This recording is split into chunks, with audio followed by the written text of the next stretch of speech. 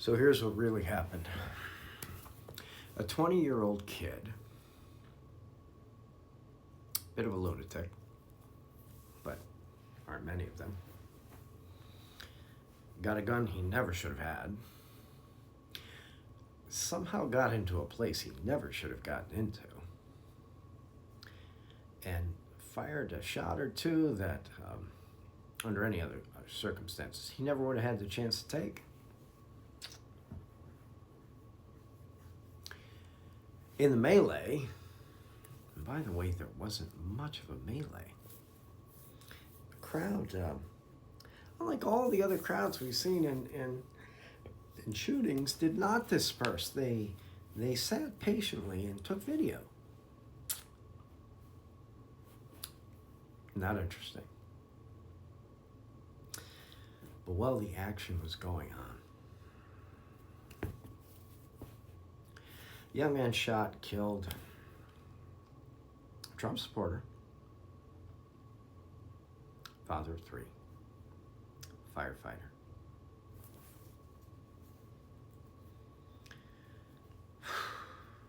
People just don't learn, do they? Rudy Giuliani, ruined by Trump. Roger Stone, ruined by Trump. Pillow guy, ruined by Donald Trump. Everyone. Oh, let's not forget Mike Pence. Everyone who gets close to Donald Trump gets burned to the ground.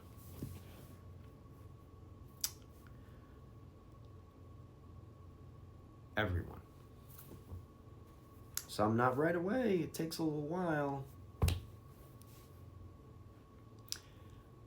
But they all go down in their little funeral pyre.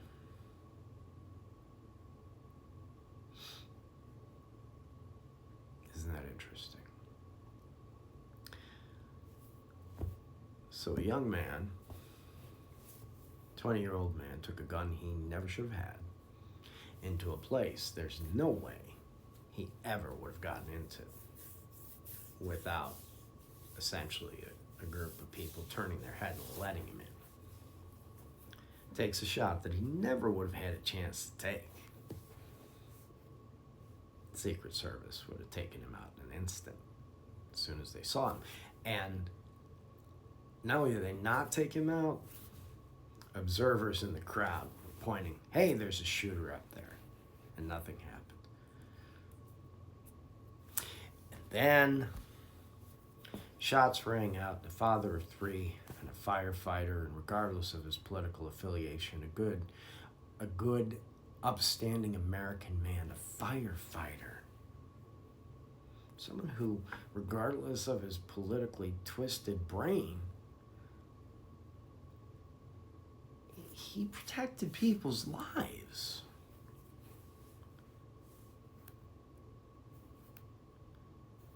We'll call him Sacrificial Lamb 1.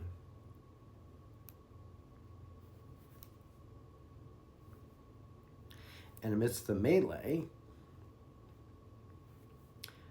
Trump grabs his head, the back of his neck, with no visible signs of any gunshot wound.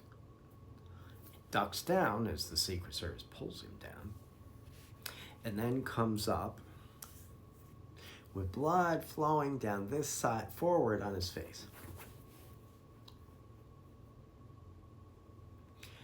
Interesting thing. There was some bleeding and it immediately stopped. It was just enough to cover a portion of his face, make it look pretty dramatic, but no blood dripping down. So here's an interesting thing. When you get shot and you have an exit wound and you're standing vertical, as Trump was when he got his first photo op, the blood flows in the direction of gravity.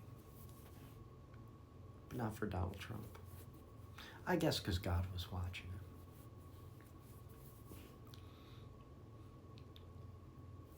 Or maybe when Donald Trump was down on the ground,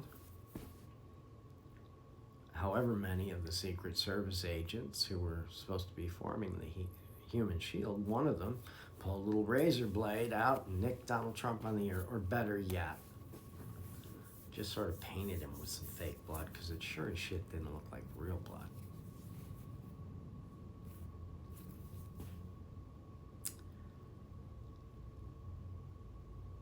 And lost in all of this is that husband and father of 3 died, and those children, God help them,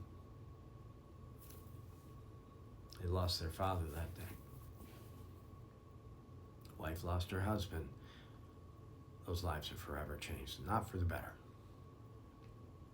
But if you think Donald Trump cares about that, check his timetable. He needed to play golf the next day. He needed to go to the convention the following day.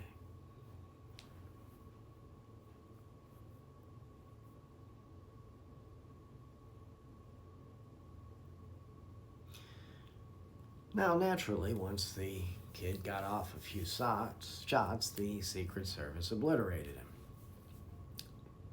We'll call him Sacrificial Lamb 2.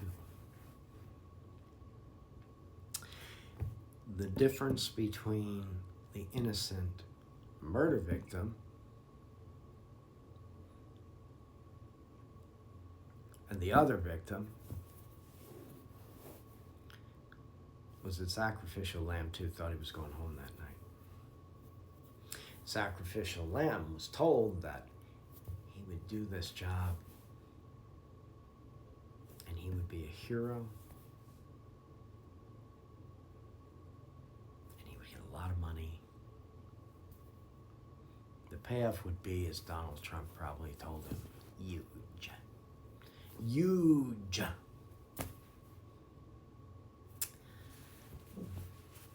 But like everybody who's ever helped Donald Trump, he got burned to the ground.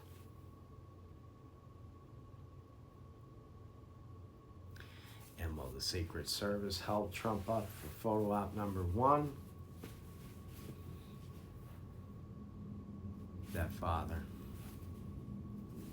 Sacrificial Lamb 1, and that kid, Sacrificial Lamb 2, were taking their last breaths. And Donald Trump's concern was getting a picture and saying, fight, fight, fight. And I'm curious who they're fighting.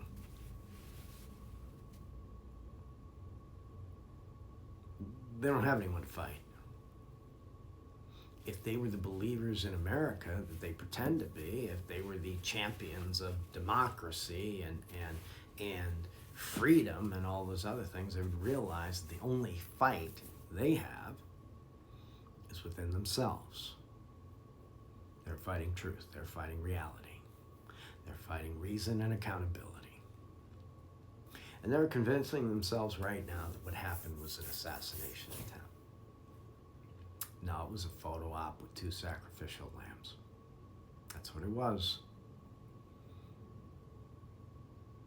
And it's not a mistake that there haven't been any medical or treatment records released, because there wasn't any. It's not a mistake that that nitwit is walking around with some idiotic bandage on there that any doctor would tell you is utterly useless. And that it switches from night to night. One night it's the right ear, the next night it's the left ear.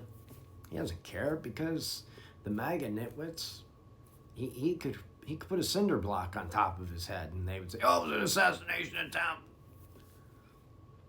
They're the dumbest people on earth. And unfortunately, they live in America, which doesn't make us look so good. But my message is this. If you get close to Donald Trump, he burns you to the ground. Voters beware. It's happening over and over and again in front of your eyes.